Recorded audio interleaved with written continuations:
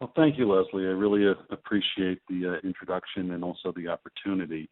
The purpose of the next very few slides is really just to provide our audience today with either a new resource for staying current with food safety rules, regulations, best practices, or really just providing with additional information that will help them in their professional development.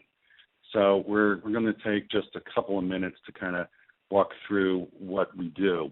On the website of foodsafetytech.com, the way to really look at this is that think of a trade magazine, but it's not in print. This is all done online. So we post content on the line on the website on a daily basis. Most of the content is originally written. So Maria Fontanaza is our editor-in-chief and provides a tremendous amount of content. And the folks today can either just go to Food Safety Tech, and then there's that red box where you get the newsletter. That would then feed you with our weekly newsletter, which is a summary of the content that we post on the site on a weekly basis. The types of content that we're covering is not only technology, but also compliance issues, both with FSMA as well as GFSI. We're kind of pushing the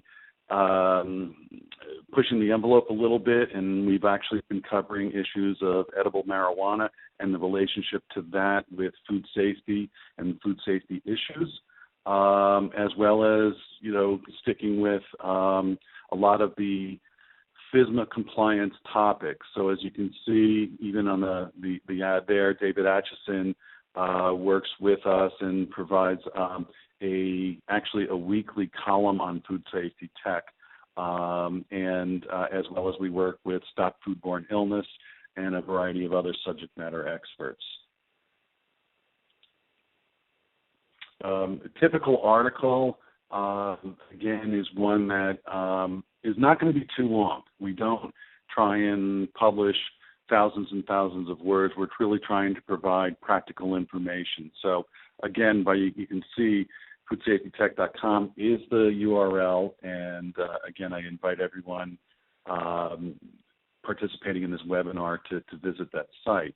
What makes our business unique, like there's other trade magazines out there's other industry portals, but no one in the food safety market, in the North American market, does both e-publishing as well as conferences.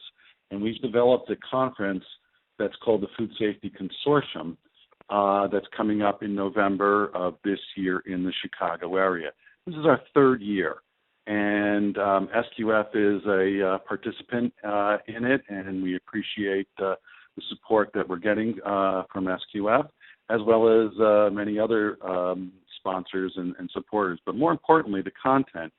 It's really about practical information that can help the food safety and quality assurance professionals with their jobs. So this year we're heavy onto FSMA compliance, but we're also covering many other aspects of sort of practical information, such as environmental monitoring or listeria mitigation. This year we have two kind of marquee speakers.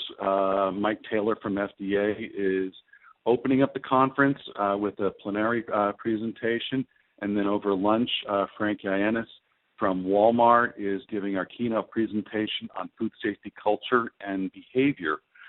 Quite interesting, Frank played a big role for several years now in supporting the whole GFSI movement, and is kind of credited for kind of moving that along.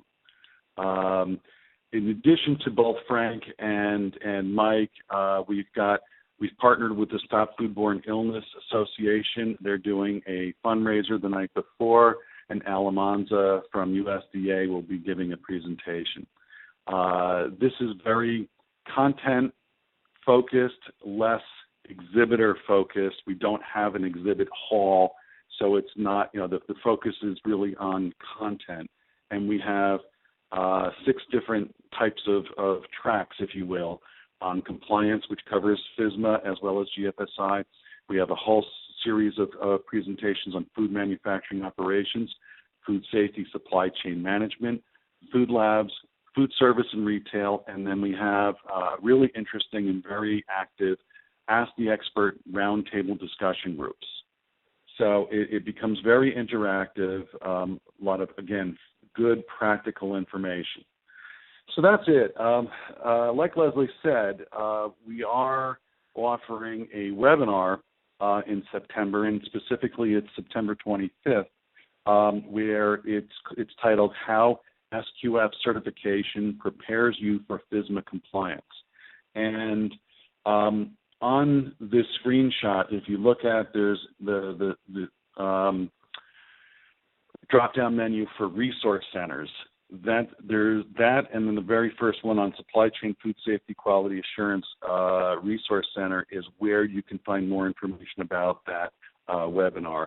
Bob Garfield from SQF is the speaker. Again, it's September 25th at 10 a.m. Pacific time, 1 p.m. East Coast time. And also, lastly, going back to the Food Safety Consortium, the topic of ethical sourcing is a presentation that will be done by SQF and be offered at the consortium as well.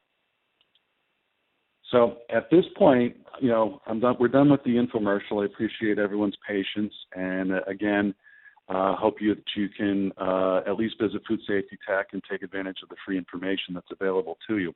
But at this point, I'd like to introduce Clare. Clare Winkle has more than 26 years of experience in the food industry and is currently working in the U.S. as a verification auditor for NCSI Americas.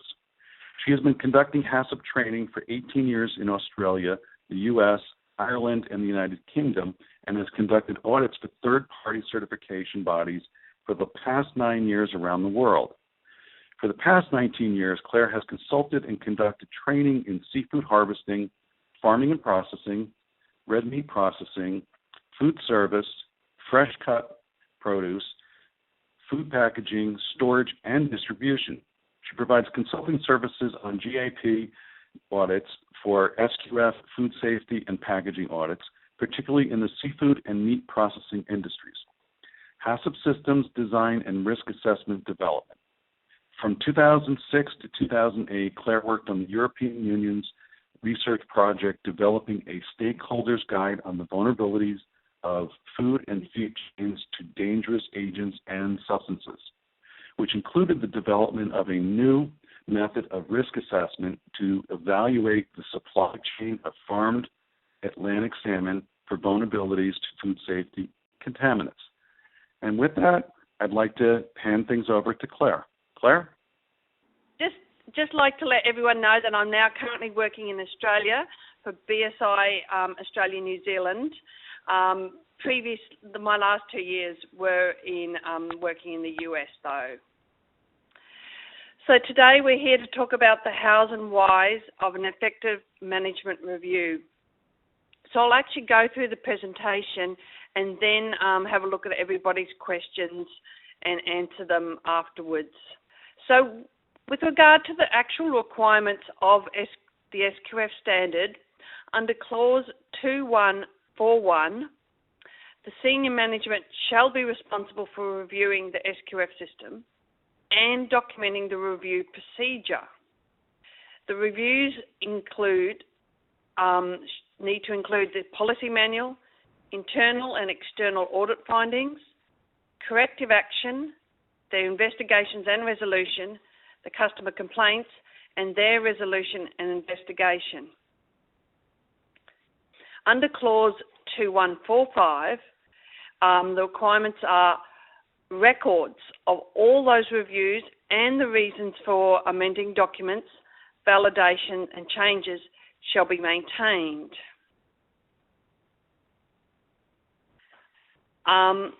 The key message I'd probably would like everybody to receive today is that an effective management review doesn't just have to be a cost.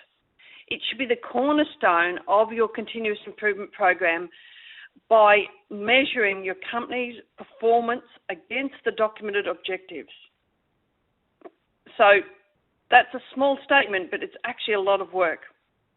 And it does take preparation time, and you actually have to have measurable data beforehand so that you can do your effective management review.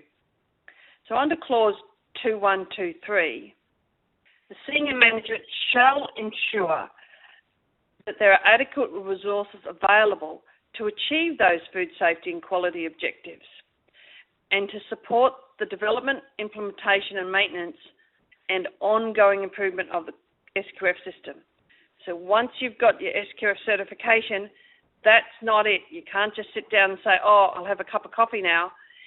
It's a continuous improvement program that's required under clause 2123.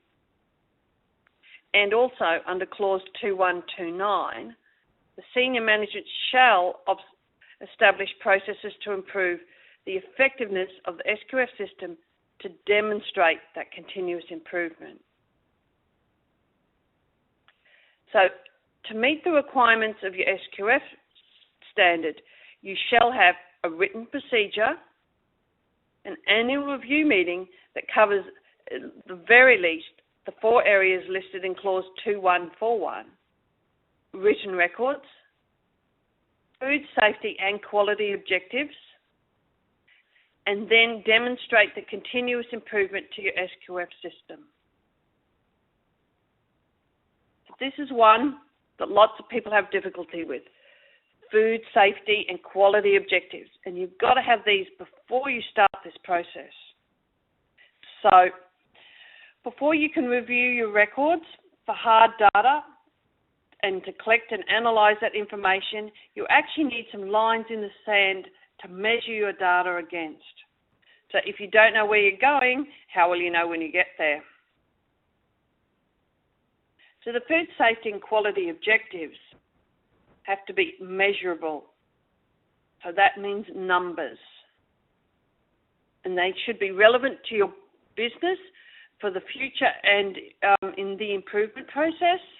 So that's just because there's a suitable objective that your colleague down the road at another business had, doesn't always mean that objective is relevant to your business. So you really need to think about these objectives. They should be a key performance indicator, but they need to be written down. They need to be very clearly defined and then communicated, not just hidden on a secret document in the boss's office, but put on the lunchroom wall in the canteen, maybe handed out in induction training, handed out in annual updates, so the staff and everybody knows what those objectives that they're working towards are. So, examples of measurable and objective performance indicators, we aren't talking about mission statements here. We're not talking about warm and fuzzy motherhood statements. We want clear, objective, measurable indicators, not subjective, not developed by the sales team over lunch. This is something that has to be relevant to everybody on the floor as well as the CEO in the boardroom. And everybody knows which direction they're going. Often people have, the most single common one as an auditor that I've ever seen is that people want to improve their customer complaint rate. And so they'll say we want a 5% or 10% improvement on the customer complaints from the last financial year. It's measurable, it's clear, it's something that people can measure as they're going along. But depending on your industry type, if you didn't have any customer complaints last year, or you had very few, is that a realistic one? Sure, you don't want to get any more. And for some people, it's probably a really good objective, but it's not the only one. So once you've got your objectives in place and you know where you're going, Where are you going to, what information do you need to get to that destination? That's something lots of people don't think about, even once they've got their objectives in place. So your current SQF system is actually monitoring and gathering a huge amount of information and data. The key is to use that information that you've already got and you're already collecting, feed that back into your process and into your work practices.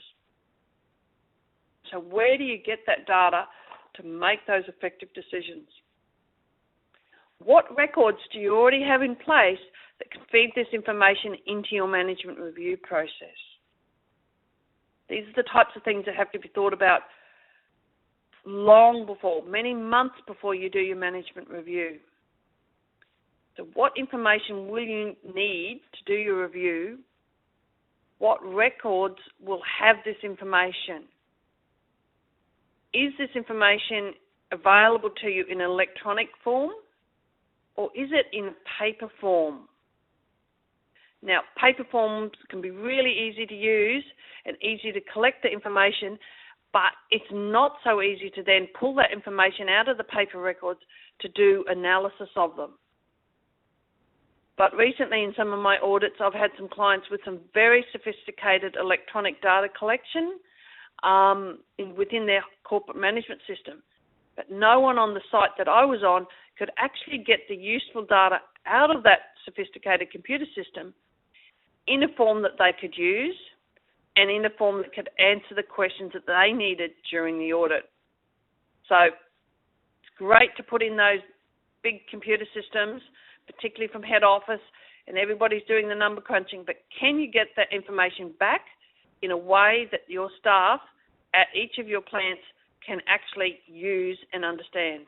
So the preparation. You need to identify that data that you will need to measure to know whether in 12 months' time you've achieved those objectives.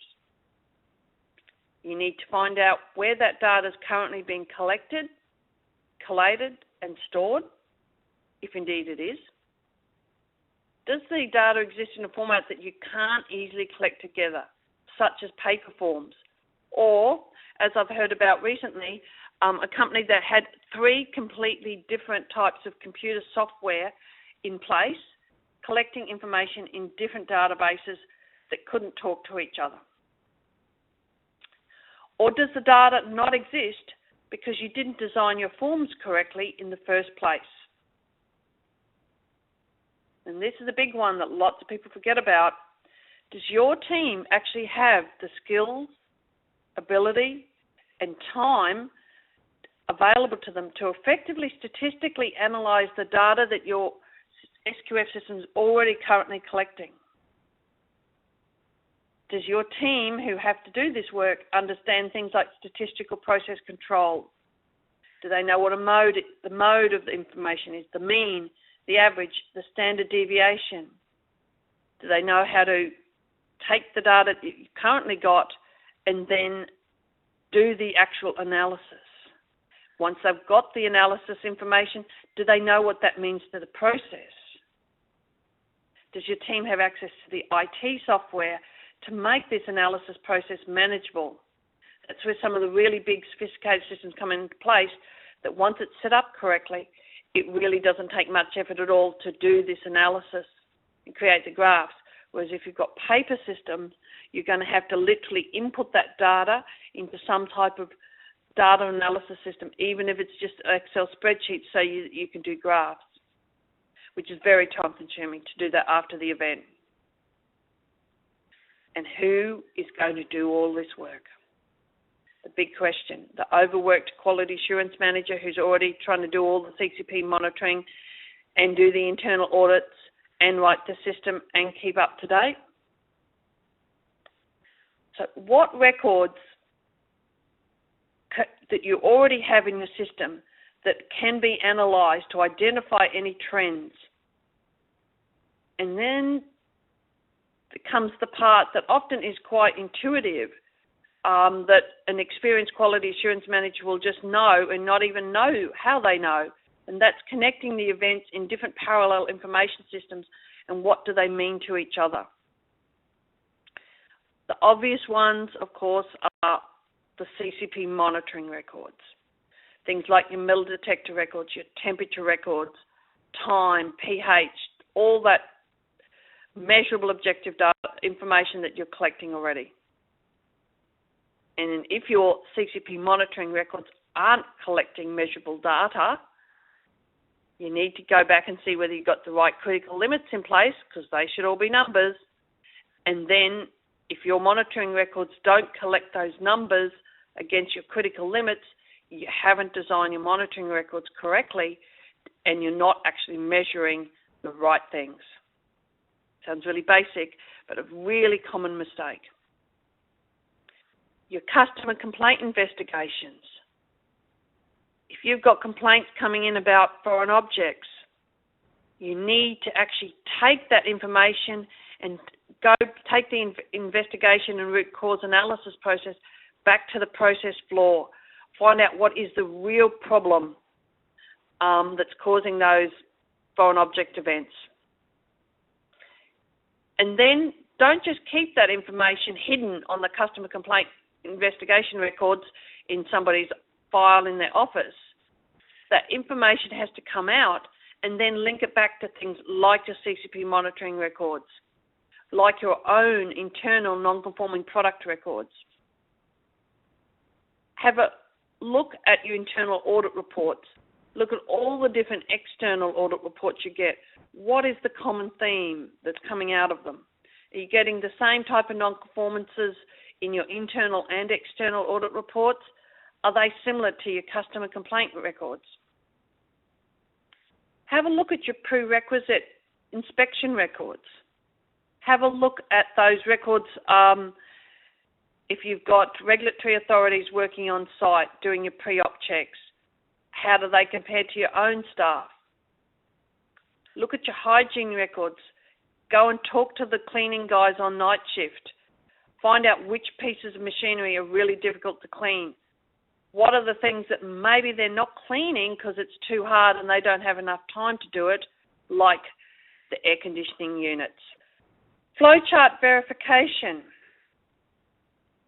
That's something, I suppose, you don't necessarily have to do under the SQF system, under some other standards you do, where you actually need to at least once a year take your flowcharts, your process steps, walk the line, literally walk the line with your flowchart in your hand and check that you've got every process step recorded on that flowchart. Cross-check all the different lines. Do it at the verification process in different shifts to see if the staff on night shift are taking different process steps, using different techniques in a different order from the guys on day shift. Carry out an annual approved supplier review. Look at the information relating to your approved suppliers. Link it back to your customer complaints. Link it back to your non-conforming products.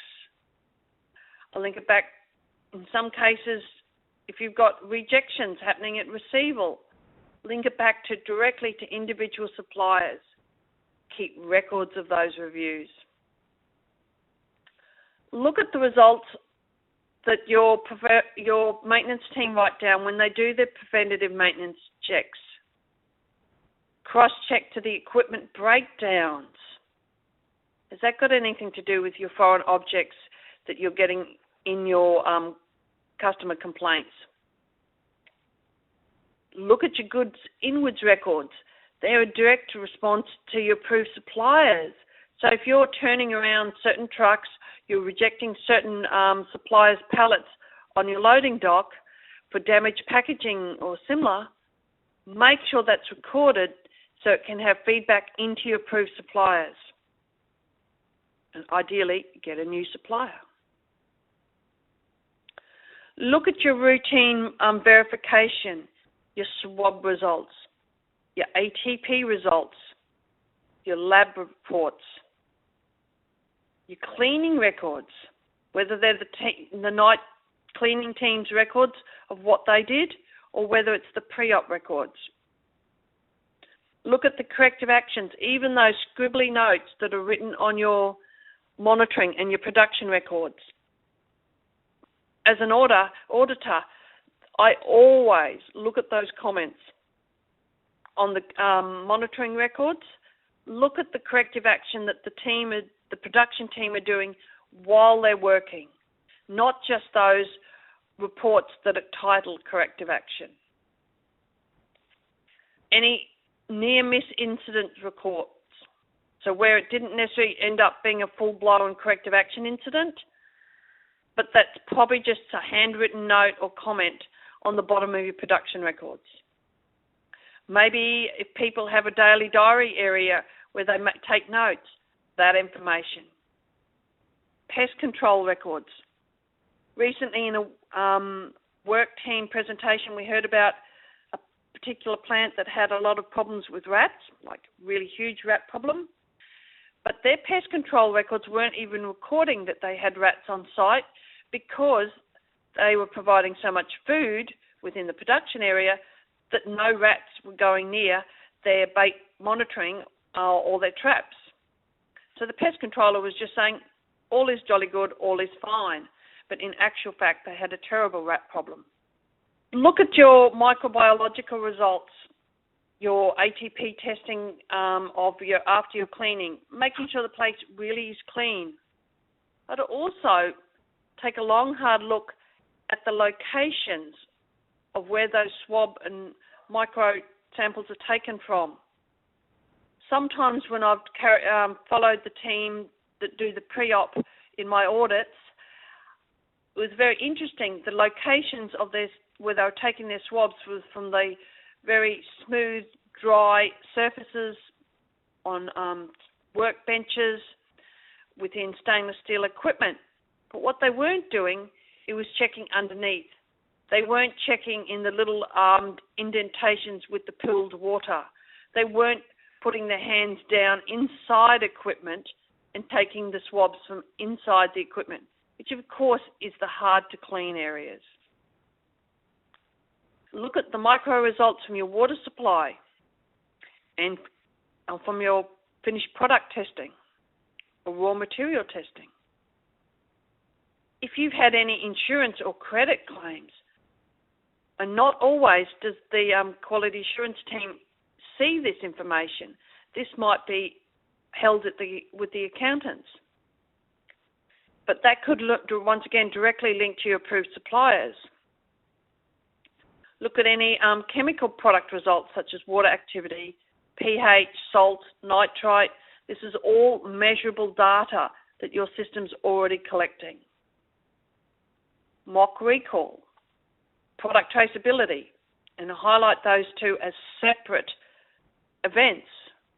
A product trace check is literally that, just the traceability test of your production, usually one up, one down, whereas a mock recall is where you start with your recall procedure, gather up the team that are listed having responsibilities within your recall procedure, and check that everybody within that listed team can actually carry out the duties that they've been allocated as their responsibility.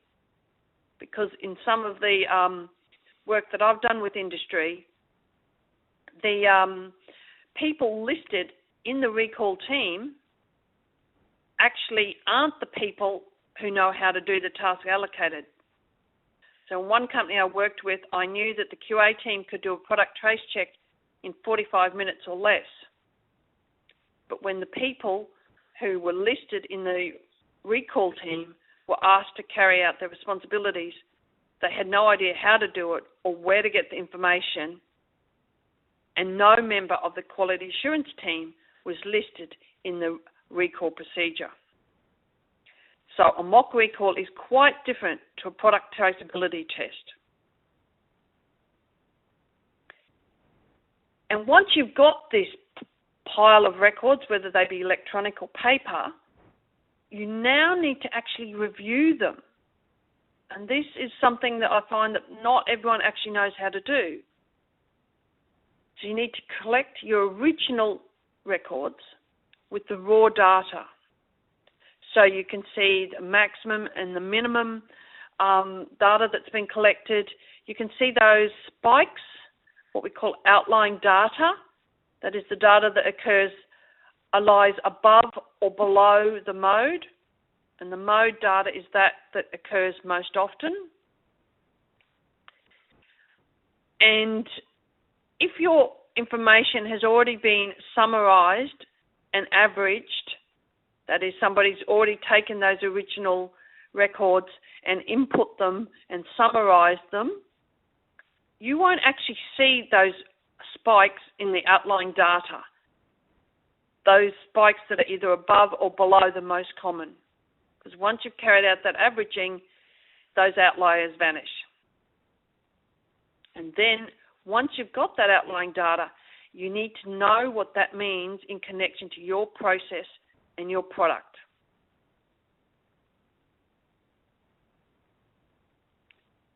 And that's when the experience of the quality assurance team comes into play. Understanding the connection and the trends between an occasional occurrence of your outlying process data and the variables within your process. So the workers, the equipment, the raw material, ingredients, water supply, premises, the different shifts. So if you've got a spike in general microflora, so that would be a higher ATP swab result on 6 p.m. on Thursday, how does that relate to your staff performance and your shift rotation patterns? So I can remember looking at the data from a particular processing plant that I used to do a lot of work with, and they would have a spike in their background ATP testing on their equipment late in the processing time on Thursday. And how did that connect to anything that was actually happening? Well, what was happening was their slaughter floor team didn't work the double shifts that their boning room team did. So whereas the boning room team would finish their work, let's say at 3 p.m. and a new crew came along, the slaughter floor guys would work longer and process more meat so that the boning room team had it for the next shift. So the guys by Thursday afternoon at 6 p.m. were really tired, and their techniques were getting sloppier. The cleaning between breaks was getting sloppier because they were just exhausted. But the people doing the testing and looking at the results were the lab team. And at that particular plant, the lab team really had no connection to the work team, and the lab guys really didn't actually go out into the process floor very often. And they certainly hadn't worked in the process floor to understand the difference between the shift patterns. And the interesting point there was that the data that was presented to the production team once a week had already been averaged and summarised so that the team on the floor that would have known what was happening on the slaughter floor at 6 p.m. on Thursday weren't receiving the raw data. So they didn't know that there was a spike in the ATP test results late on Thursday. So nothing was ever done about to fix this up until I came along in the audit and started asking questions. So the moral of the story is, if you didn't write it down, it didn't happen. Because after the event, no one can go back and have a look at it. They can't do stats on it. You can't look at it in your management review if it wasn't written down. So the other thing is lots of people now are getting ready for their first unannounced SQF audit. You know that you've got a 60-day window. You need to allow enough time with your management review meeting to make sure that you've already closed off any corrective actions that you've identified as a result of your management review meeting before that auditor turns up. And if you are doing a management review process properly, you should have corrective actions issued to your own self and your own team, and you want to give your team enough time to close it out so that the auditor doesn't turn up the following week, have a look at your management review and your internal audit reports and say, wow, That's a good clue about what I have to go and look for and find. The other thing with preparing for your management review is finding out who has access to these key data sets. As we know in audits, sometimes you can't find your training records because they're held under lock and key by the HR team, who go home at 2 o'clock and lock their office so no one can get access. So more than once in my audits, I've said, right, get a bolt cutter and open those doors and get access to that training record, or you'll be having a major non-conformance. And it just seems really obvious, but it's not obvious. Find out who has this information, who is the keeper of that data set. Then allocate enough time so that the person who is the keeper of each data set can actually do the analysis on them. So that means ensuring that all managers with responsibility in the key performance areas, back to your objectives set before, can actually undertake that analysis and can present that information. So that's not always a skill set that necessarily the maintenance manager has. And then before the managers can do that, they have to have access to all the food safety and quality objectives, and they need to have an understanding of what those objectives are before they start their data analysis. Before your meeting, you need to have a written agenda that covers all the requirements of the identified SQF clauses, your customer requirements, your own company's objectives. They all need to be covered within that management review meeting. So the agenda needs to be documented beforehand. All the relevant parties need to have a copy of that agenda well in advance of the meeting. All the managers with the different responsibilities need to bring along to that meeting the relevant presentations, whether that's a PowerPoint presentation, graphs, charts, handouts. They need to each bring this information that's relevant to their key performance indicator, their area of the management of the team, and how that relates to individual key performance indicators or objectives. Once you're at that meeting, you've got to keep records. This is probably one of the most common issues that I see as an auditor, is that people did do a fabulous management review. All the management team came and had long discussions about the different objectives, but did anybody write it down? Often we're lucky to get a few hand-scribbled dot points as a result of a meeting that took 4 hours or even a whole day. You want to know the full date and time of the meeting, who came to the meeting, who didn't come to the meeting, and why didn't they come to a meeting? Did they have a deputy who represented them instead? What were the agenda topics? And then, not just a one-line answer under each agenda topic, but actually a discussion of all the key information under each agenda topic. So somebody has to be the nominated scribe for the meeting, and they have to understand how to keep minutes of that meeting. It is a specific skill set, and it has to be somebody really who's very good at listening to lots of different things, listening to people and be able to write the key essence of what they're saying down. It doesn't have to be an exact description of every single word spoken at the meeting, but the key items of each discussion, certainly the conclusion, any action points, outcomes, does need to be recorded for each agenda item. And for each of those food safety objectives, the answer needs to be asked, was that objective met? If it wasn't met, why not? under each objective. Should it stay the same for next year, or should we change it? And if we should change it, why are we changing it, and what are we changing it to?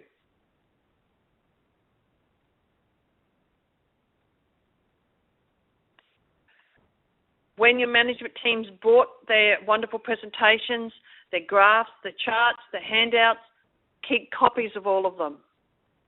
That's a fabulous record for people like auditors to look at, to review before the next meeting, even for customers.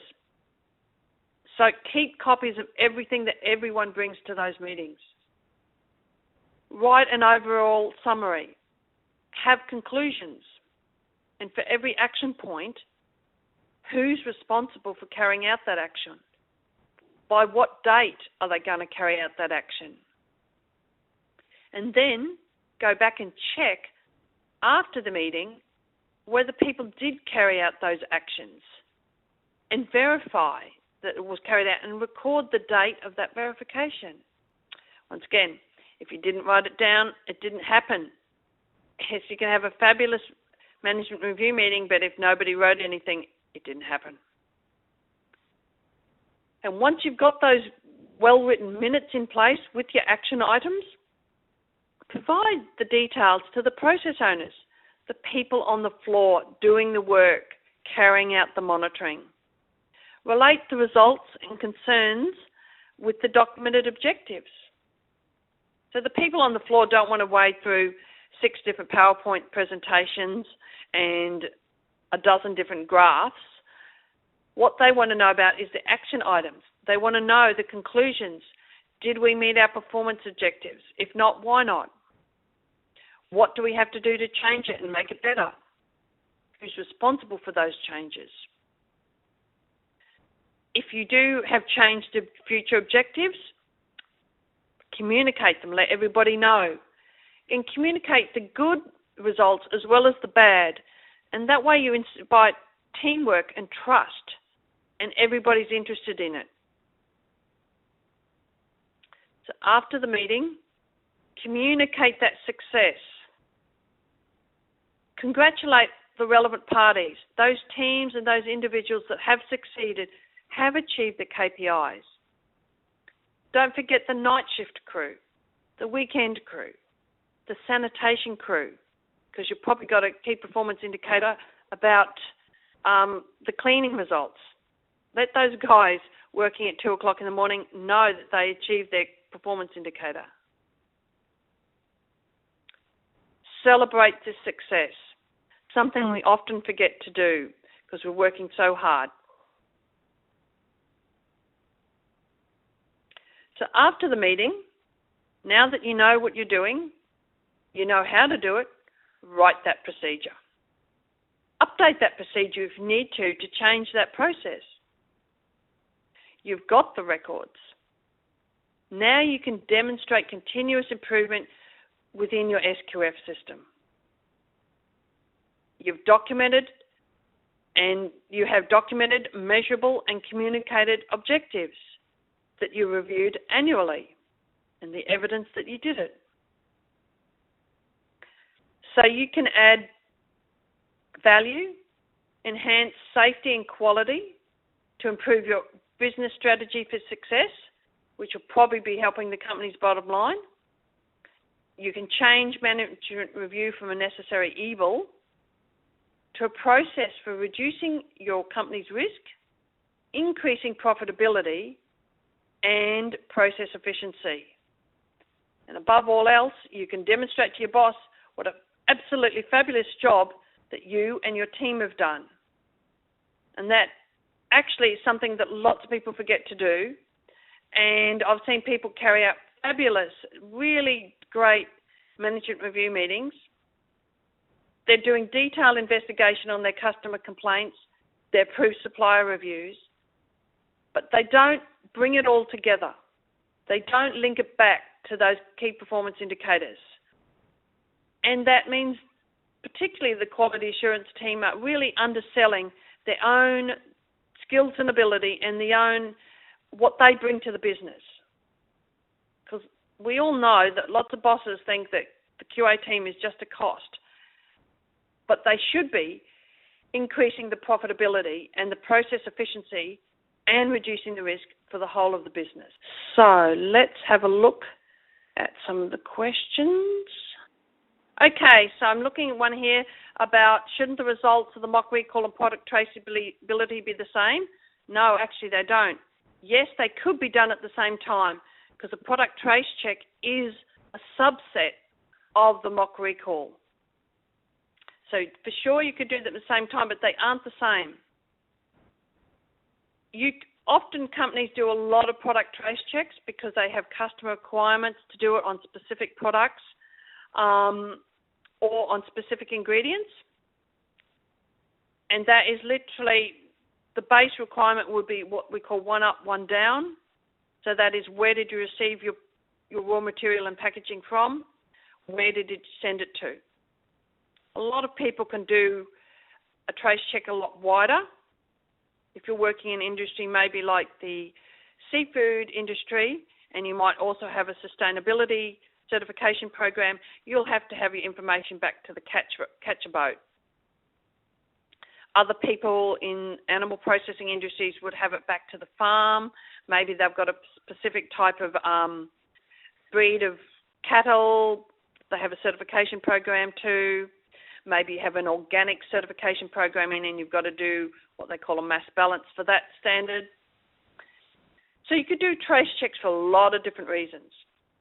And under SQF, you have to do at least one mock recall per year, possibly a good idea to do it more than that. And with a mock recall, you should start with your recall procedure, round up the team who are listed in that recall procedure, look at the responsibilities that they've been allocated in that procedure and see that they can actually do it. I'd almost bet the first time they won't be able to do it. And as I said, quite commonly, the quality assurance team members aren't listed on that recall procedure. It's often sales, marketing, CEOs, people like that. If you round those people up and actually ask them to do what they've been listed to do, often they can't. So it's a really good thing to do is to round up those teams and make them read the recall procedure and get them, put the stop clock on them and see that they can actually carry out their tasks. So no, the mock recall and product traceability is not the same, but they can be done at the same time if you want. Okay. And we're looking, what is an unannounced audit? Wow, okay, that is an SQF question. One of the requirements of the SQF standard is at least once in your 3-year audit cycle, you have an unannounced audit. So if you're not sure what that means, go back and read probably on the SQF webpage. It might be in the requirements in 7.2. If not, talk to your certification body about that one, because it's pretty important that you know about your unannounced audit, because you could be having it in the next 12 months. So we've been asked that I've listed many things to be done. Yes. It's not a 5-minute job to prepare for your management review. It is quite time-consuming, particularly when you've never done it before. What are the most commonly missing pieces? A, having the written measurable objectives. And then even in the teams that have written objectives, they don't actually sit down with them in the annual management review and say, yes, no, did we meet these objectives? If not, why not? Are we going to change them for next year? Really basic stuff. People don't do it. And if they do it, they don't write it down in their minutes.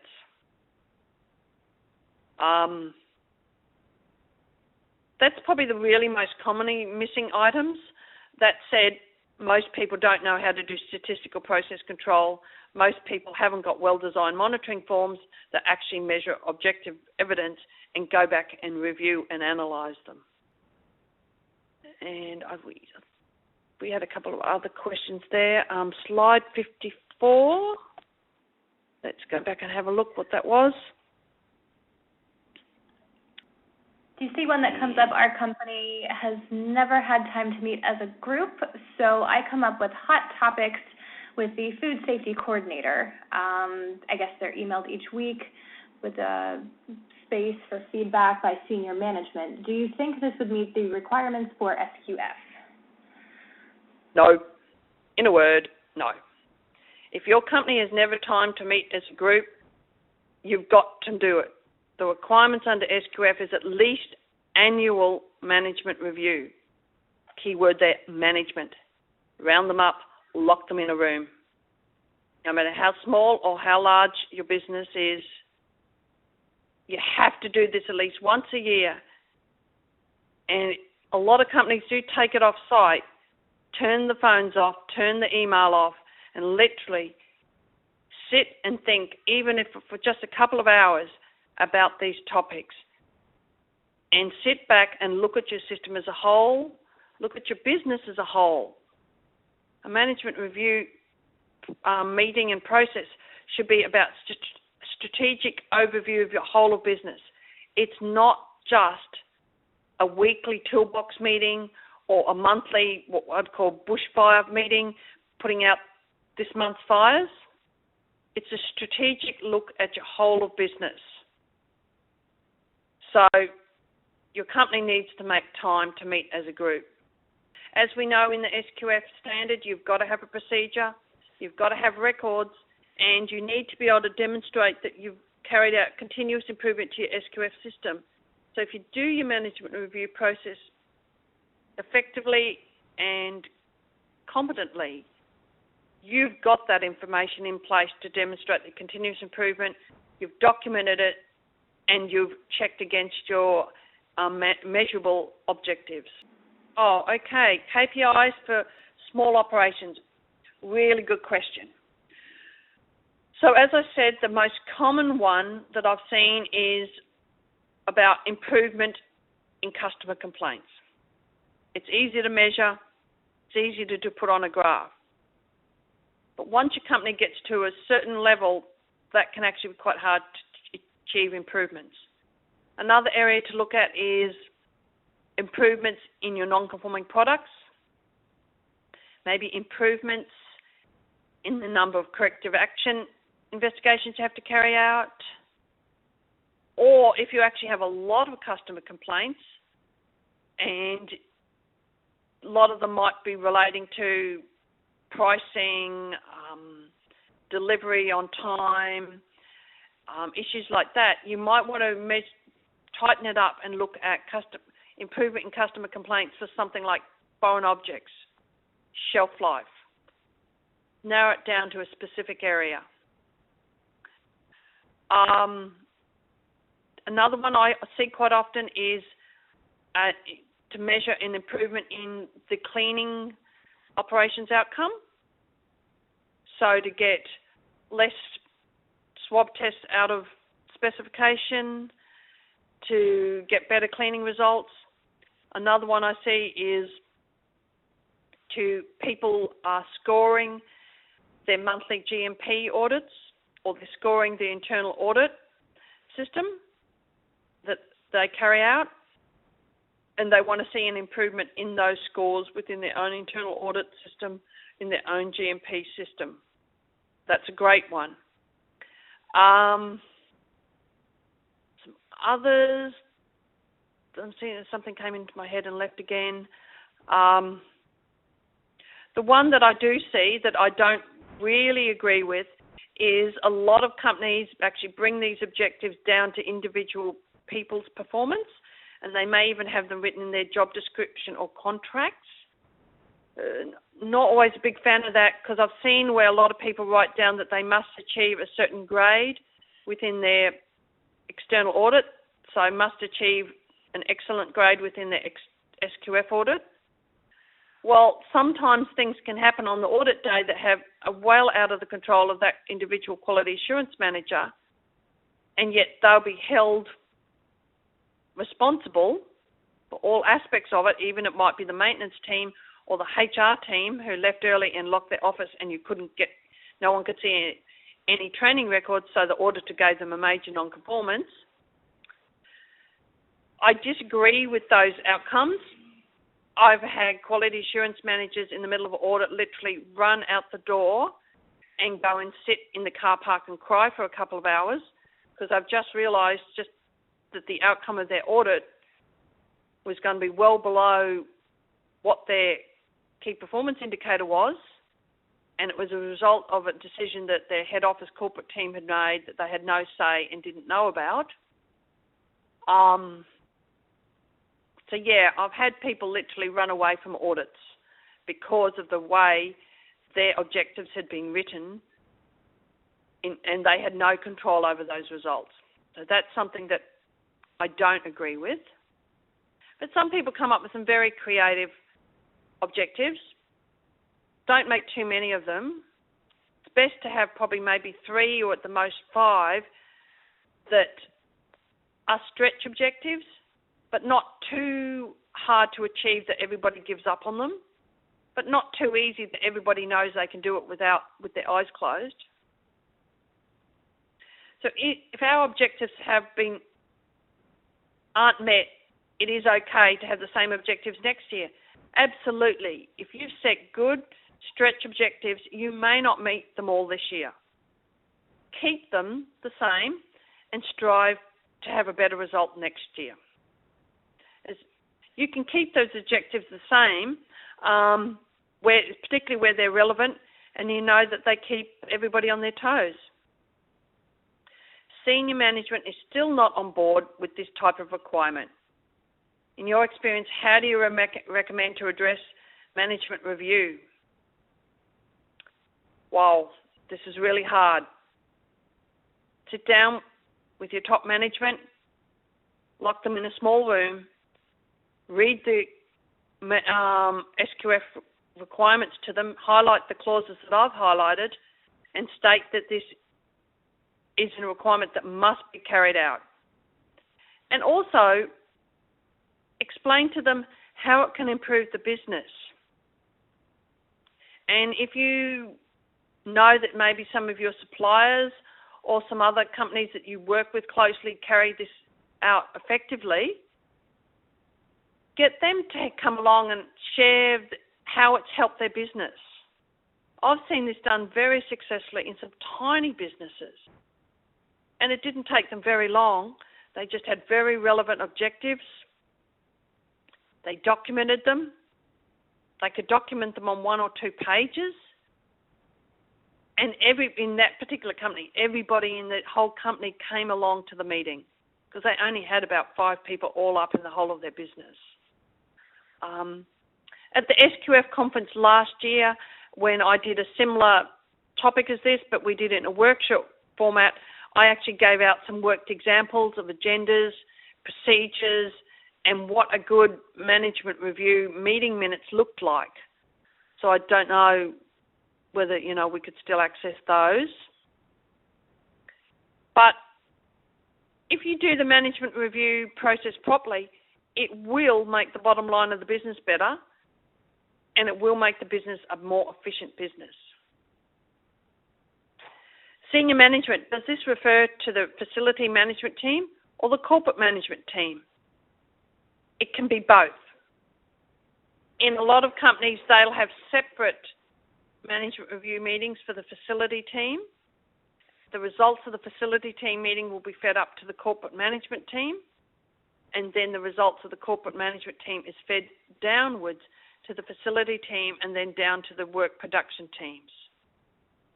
So it all depends on the structure of your business. As I've said, I have seen some very small companies where the entire workforce turns up to the management review meeting because there's only 5 of them. But in other companies, there will be different levels of management review at a plant level, at a corporate QA level, at a board of directors level. You can have all of them in place.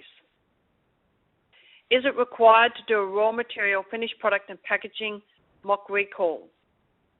Well, you should be able to do a product trace check that covers all your raw material, finished product and packaging within one trace check, different to a mock recall.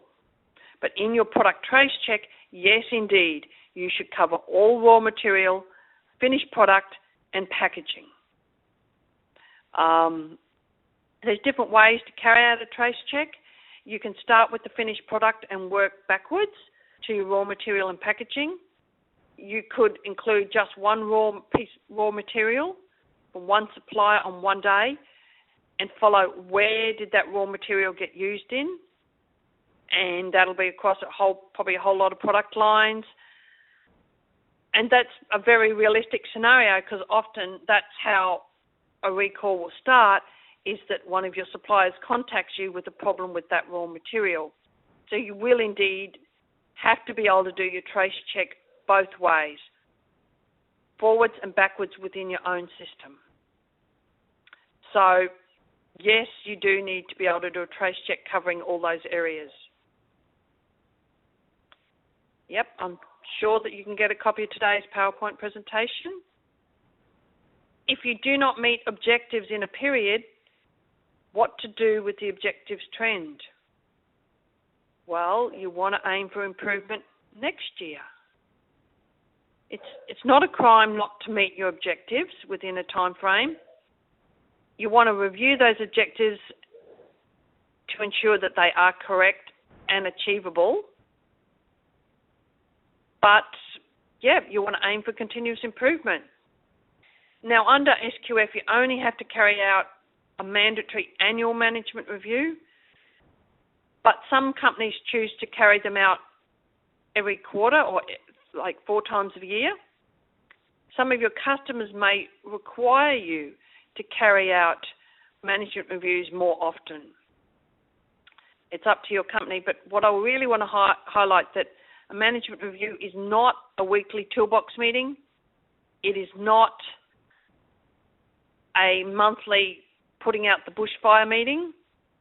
It's a strategic look at the whole of business, all the different work areas,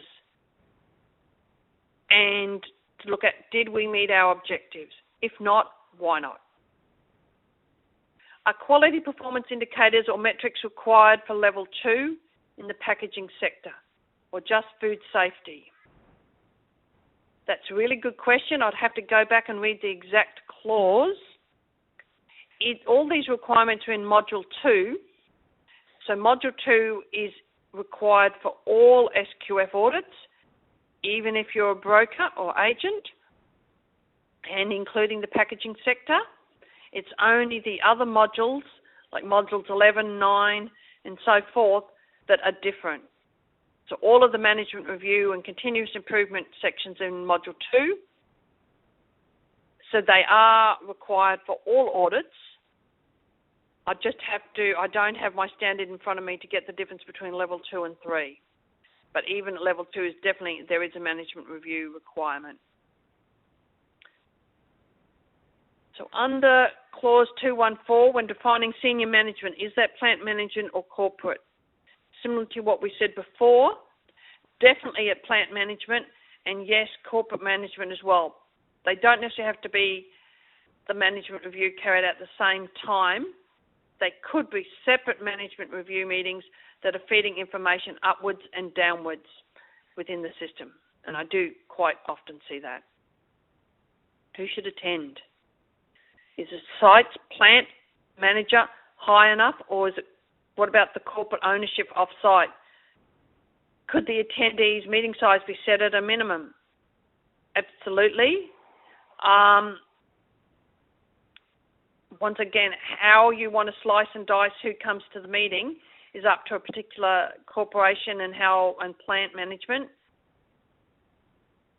As I said, it's usually a high-level strategic meeting. Each line supervisor doesn't necessarily have to attend, but in some of the smaller businesses, they do all attend. It is a great idea to get some of the off-site corporate ownership people to come down to the plant and to listen to what happens in the management review. That's a great idea if you can achieve it. Doesn't always happen. Often the minutes just get sent upwards.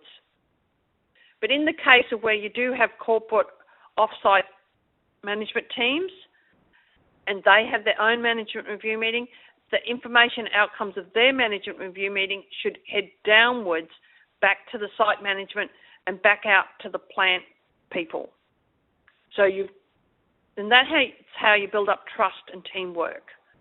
Information flow both directions. Wow, okay, this question about what kind of reasons are valid for blackout dates in an unannounced audit, not really my area of expertise, but I did hear a presentation from SQF just yesterday on this exact topic.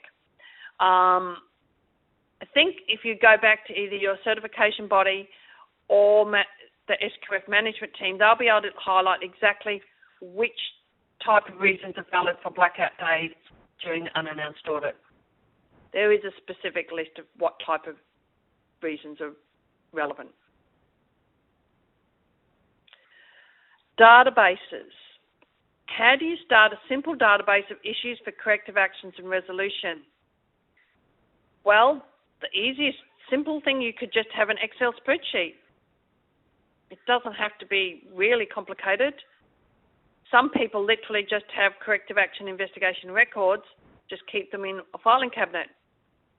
But to keep an Excel spreadsheet is a good start. I'm no software expert. I certainly have seen some more sophisticated ones than just plain Excel spreadsheets, which is probably the most common thing I see. I am familiar with an Access database, which could be useful. There's a lot of other software systems out there that I've seen that people use to manage their corrective actions, non-conforming products, and other issues. So yeah, you can start with something really basic like Excel, or work your way up to a specific software solution to manage that aspect.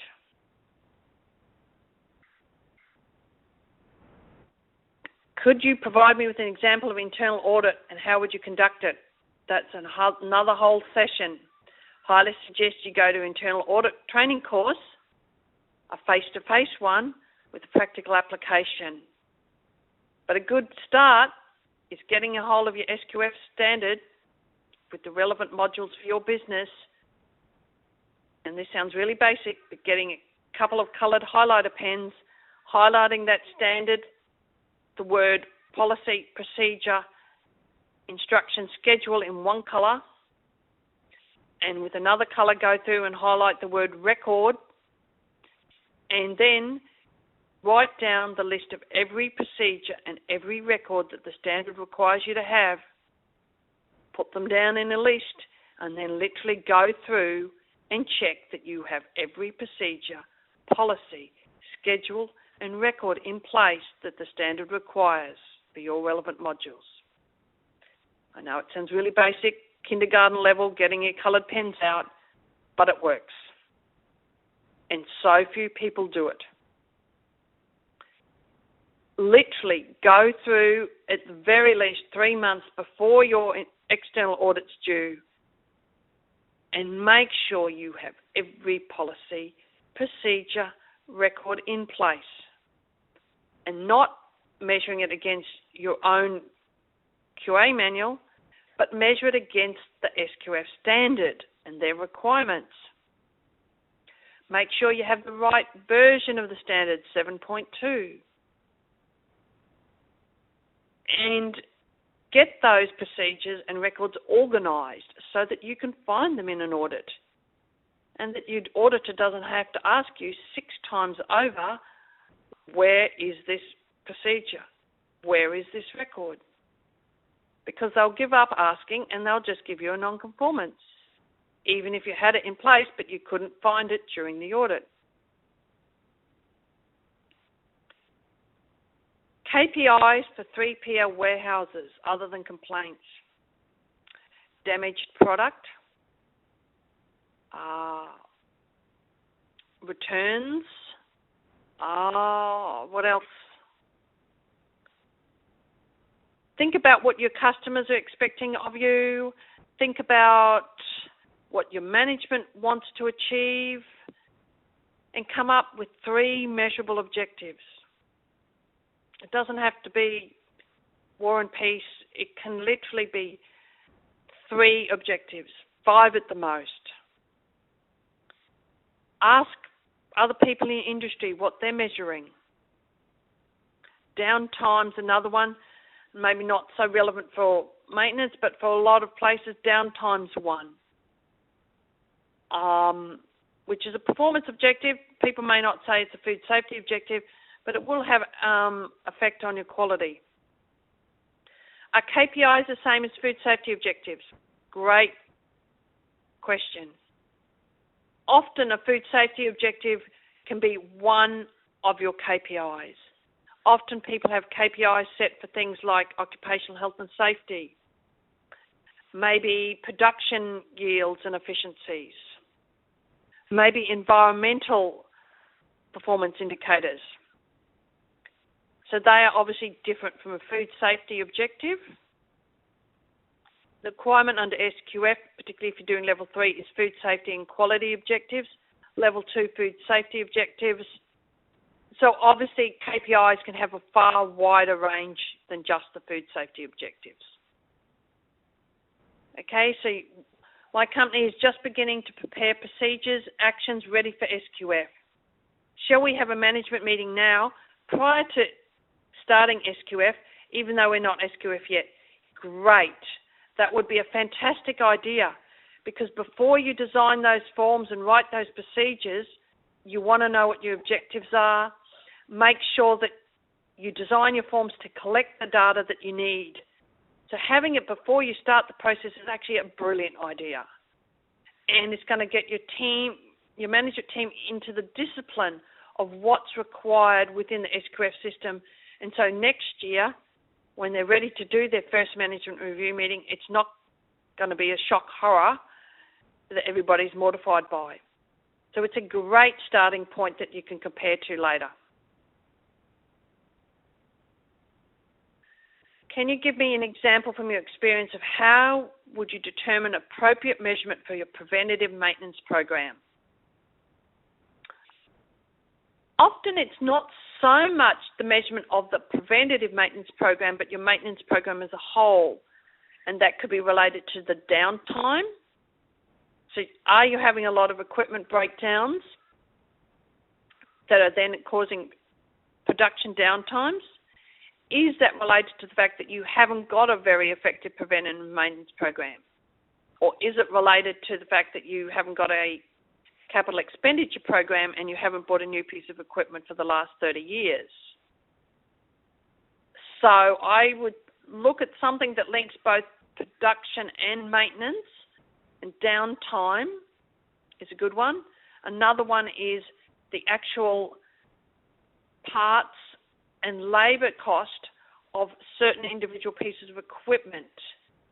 Because if you're spending too much time and money on certain pieces of equipment, it's probably time to replace them. So that's, and another one I suppose as a result of the preventative maintenance program is often when the guys do their preventative maintenance inspections, they're making notes that there is further equipment that needs to be replaced, parts that need to be replaced, and that could all be linked in.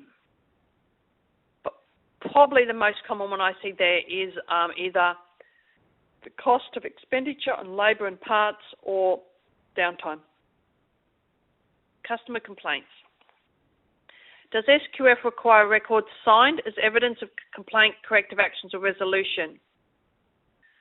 I have to go back and read the exact clause about verification, but possibly not. What the customer complaints process is looking for is effective investigation and root cause analysis. And those words might be, I think, listed in the corrective action section. And often people with the customer complaints won't necessarily do a full-on investigation in every single one, but if they get 3 complaints within a certain time period on the same area, that will trigger a full documented investigation. But certainly, obviously, your customer wants to see action and resolution on their particular issues. But sometimes we all know that people complain that they don't like the taste, the flavour, the texture, the colour, and there may be not too much you can do with that particular individual. But if you're getting a whole group of complaints about a particular taste, texture or colour within a short time frame, maybe you do have a problem with your product that does warrant a fully documented investigation. So yes, you do need documented investigation records. And it is a good idea to get them dated and signed off as fixed up. Is a company required to have a job description signed on all employees and be on file? Well, there's a couple of different clauses in SQF that require job descriptions or position descriptions, both in the training section and the management section. Whether they have to be signed and for every employee, that depends how you work it. I know in some unionised places that I've worked, there's set job descriptions for different people at different levels, but maybe 50 people have the same job at the same level, so they've got the same job description. Every workplace is different. But there's two different clauses within Module 2 that do require documented job or position descriptions. We review our KPIs monthly during management meeting. Is this okay for SQF? That's a great management tool that you're doing them at least monthly, but you need to carry out at least annually a full management review meeting, like I've described, that sits back and looks at the business as a whole. And I find often in the monthly meetings that people look at different parts of it, and that's great. But you need a point at least once a year where you sit down and say, okay, for the last 12 months, did we meet our management objectives? If not, why not? So it's great to graph them every month and look at how you're progressing, but at least once a year you need to draw that line in the sand and say, hey, did we do it? And document that once a year meeting with those results.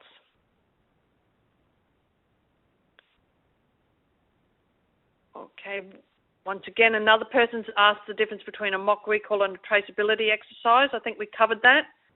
A trace check is part of your mock recall, but it is only part of that. The mock recall, start with your procedure, round up all those team members listed and make sure that they can carry out all those activities as listed on the recall procedure. Check your contact lists. Are they current? Do you actually have the most current email and phone number, cell phone number for all the people you need to contact on that list?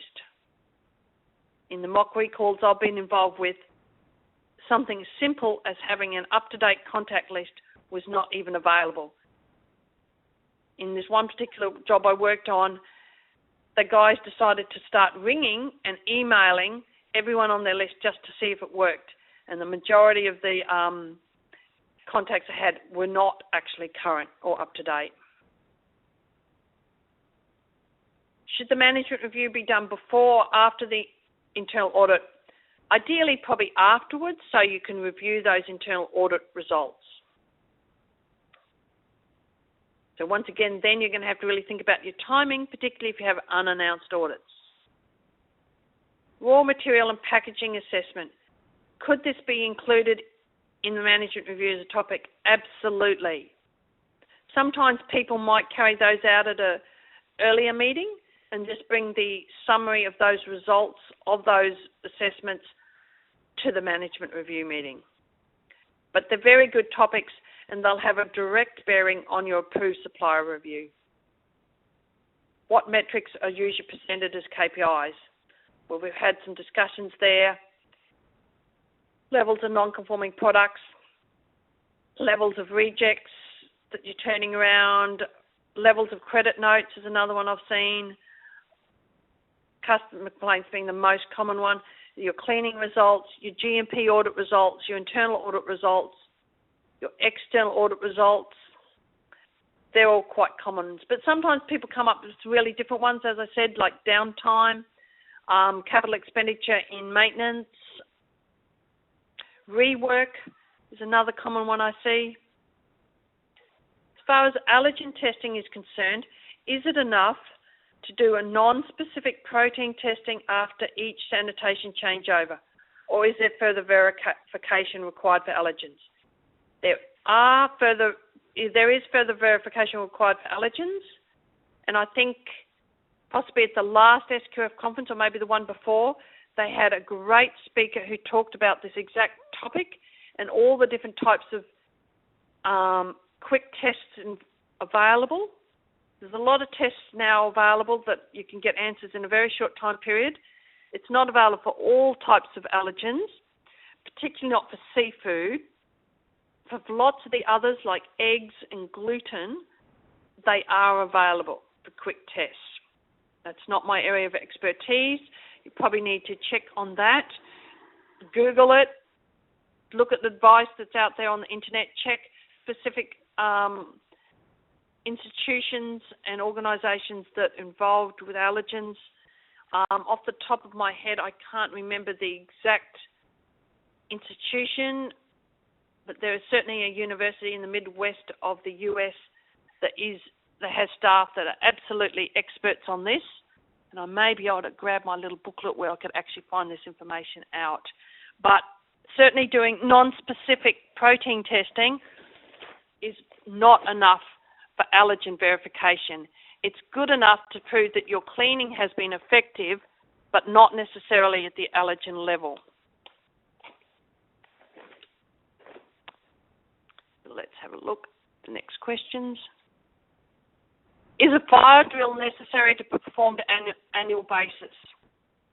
I can't make a comment. A fire drill is not a requirement under an SQF system. It may be a legal requirement in your area. It may be a occupational health and safety requirement in your area or your industry. I think you might be talking about a business contingency plan test, which is a requirement of SQF, but that certainly is not the same as a fire drill. And in fact, lots of people give me, as an auditor, the results of the annual fire review drill as part of the business contingency results. Absolutely not the same thing, completely misses the point and demonstrate that you do not understand what a business contingency plan test is. Okay. In the new version coming out, will there be any changes? Well, as I'm not involved in writing the new standard that I understand will be out sometime next year, I definitely can't answer that question. Yeah. Let's see. I will pass that on to the Leanne for that question, although they haven't really communicated to us what any of the possible pending changes are. I think they're probably waiting to still work all of that out before they release anything even to the rest of the staff. So no word on that just yet, but we will be sure to communicate what those changes are. We always have kind of like early releases of the code and summaries of changes that you guys can look forward to once we get a really clear and comprehensive understanding of what exactly we're changing. But so far, the way I see it, you guys don't have anything to worry about for probably another year. So you should be good for right now. But we will be sure to put that all over our website and in e-blast whenever we do get an idea of that. Okay, so another question. If we're doing quarterly corporate meetings and involving the plants in the meeting agenda and outcomes, does that deal with the requirements of plant involvement? Probably does. A quarterly corporate management review is a great idea, over and above the requirements of the SQF standard, but great idea. Wow. Letter of guarantee of conformity.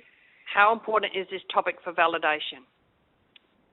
Well, as an auditor who's audited in, I think, about 13 countries, I think letters of guarantees of conformity is absolute rubbish. Waste of time, proves nothing. What you want to get is actual lab results on the batch of your raw material or packaging. Something that's objective, measurable evidence. Letters of conformity or guarantee are warm, fuzzy bits of paper that mean nothing, waste of space. That's just my personal opinion. And anyone who's been audited by me knows that. Okay, so we've got some results here. People saying that a company called Neogen has test kits for allergens. I'm just looking up the last year's SQF conference, and they had presenters from Eurofin Laboratories talking about allergen testing and verification and monitoring. But I also know it may have been the year before's SQF conference where they had a really good presenter from one of the universities in the Midwest. I'll see if we've got that. But there's certainly a lot of different test kits out there. It's in the last couple of years, it's improved greatly. Does SQF require raw material testing and verification against COAs? You need to read the different sections, and there's a couple of different sections. There's the raw material section of SQF, and there's the incoming product section of SQF. I don't think there's mandatory raw material testing under this standard. You have to look at the exact wording of that's required, but there's two sections, the raw material and the incoming product. And C of A's, as in actual real certificates of analysis that are actual lab results that are batch specific, are great things.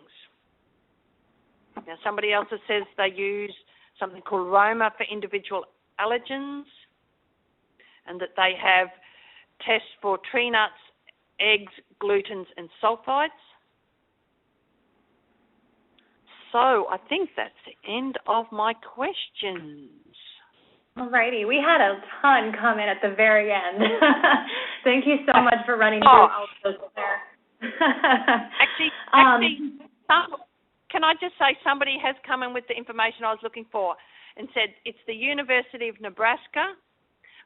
It's the university that has an absolutely brilliant team about allergen information, and they have presented at past SQF conferences, and they're saying they do allergen testing.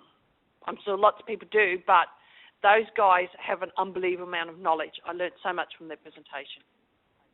University of Nebraska. Awesome. Okay, well, thank you for whomever chimed in with that. That's really helpful. Claire, in case anyone has any follow-up questions, I didn't see this in your actual slides, but is there an email address where people could write you in case they think of something afterwards, or if they do have any other questions in the future? Is there a way they can contact you? There is. So I don't know. Well, I'll give you my email address. It's my name, and I'll spell it afterwards, Clare.Winkle, which is CLARE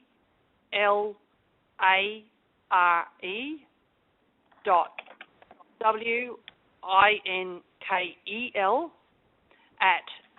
@bsigroup.com. Okay, and I'm also typing that into the chat for everyone. Also, I know we had a lot of questions about these topics while you were actually answering the technical questions, but we do not send the actual PowerPoint slides out to participants, but like I said in the beginning, we do record the whole event, which is the presentation, Claire speaking over the actual presentation, and then the Q&A. And I clean that up, and I will post that as a free recording under the events tab of the website. You should. I'm aiming to get that up on Wednesday of this next week, but it might take me an extra day or so. So I would say look for that between Wednesday and Friday of this upcoming week. You will be able to access that as a free recording. Let's see. And I believe that's it. I think you ran through all of the questions. We have your contact information up there. Once again, it's Clare.Winkle @bsigroup.com. And we will have this recorded and up on the website next week. Claire, thank you so much for your time and for getting up extra early to give this presentation. I'd have to say, just looking at the registration numbers, this was definitely one of the most popular sessions we've had in a while. We had about 800 people sign up. So thank you so much. You did a great job with the presentation and managing everything. And it's always nice to have you on and have you as a part of our events and everything. And I'll be at the SQF conference this year doing a different presentation. Oh, great. Perfect. So, and we're going to have Claire back again next year, it looks like. This is awesome. Okay, well, thank you so much, everyone, for chiming in. I know the webinar time was a little bit different than our normal time, so thank you so much for everyone who could join us live. And, yeah, we hope we see you at the next webinar. Thank you so much.